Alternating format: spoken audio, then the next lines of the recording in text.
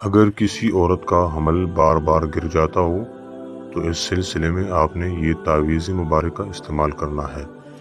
تو جب حمل ٹھہر جائے تو یہ آیات مبارکہ آپ نے لکھ کر سفید کاغذ پر آپ نے زعفران سے لکھنے ہیں اور تعویذ کی شکل دے کر آپ نے سبز کپڑے میں بند کر کے ناف سے تھوڑا سا اوپر باندھ لینا ہے، تو انشاءاللہ حمل ساکت ہو جائے گا، حمل ٹھہر جائے گا۔